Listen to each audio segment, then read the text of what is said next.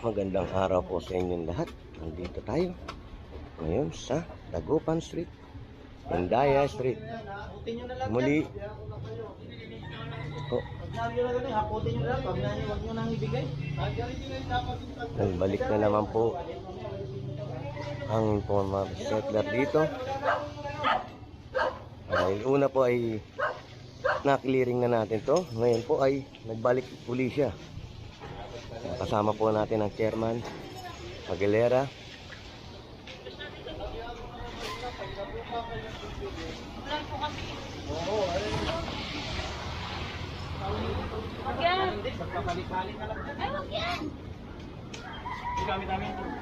Bitawan niya na ate.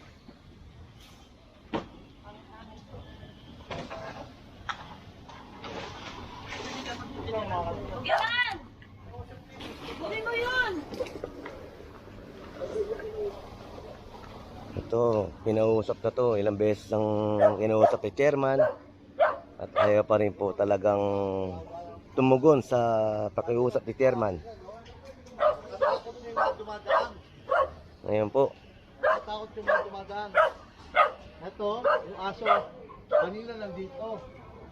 Po, tinuturo pa ni chairman, yung aso daw nila nandito. Kaya yung mga dumadaan po rito sa tulay na to ay naiilang dahil sa alaga nila. Dahil naiilang na talaga sa aso, tas dahil nandito nga sila nakatira. Ngayon po ay hinahakot po ng ating tropa ang mga gamit nila. Wala na pong ititira dahil pangalawang beses na po itong ni-request si chairman na i-clearing. Ito yung mga tao.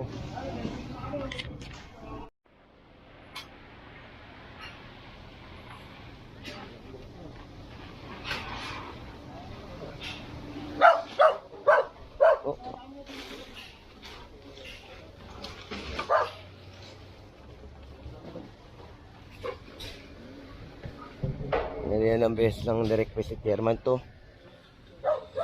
Ginagawa nila, dito sila tumitira.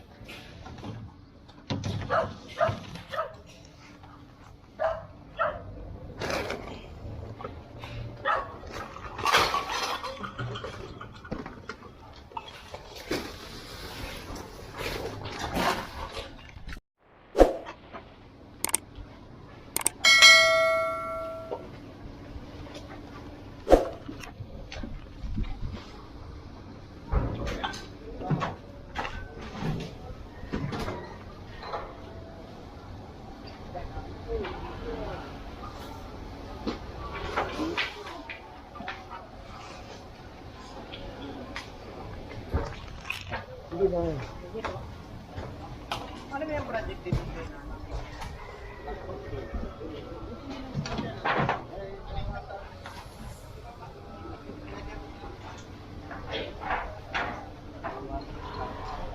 Kanina daw po ay napakarami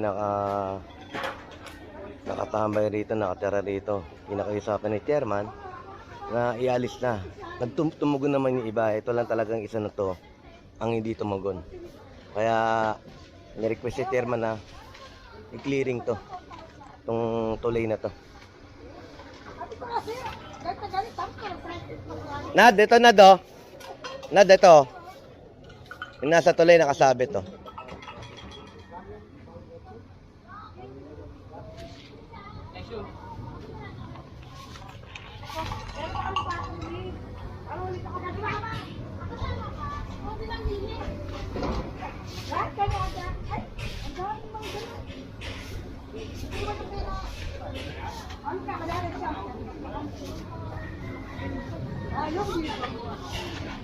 Okay na ako dito, sama rin ako. Sabi niya, ay wala siya.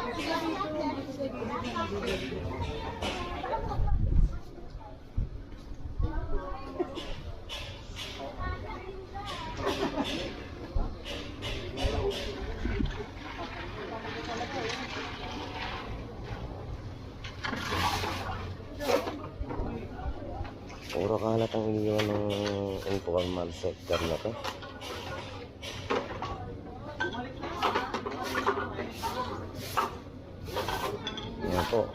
pagka bumalik na naman po, itatawag na naman po sa atin ni Chairman para tugunan po natin na i-clearing ulit ito.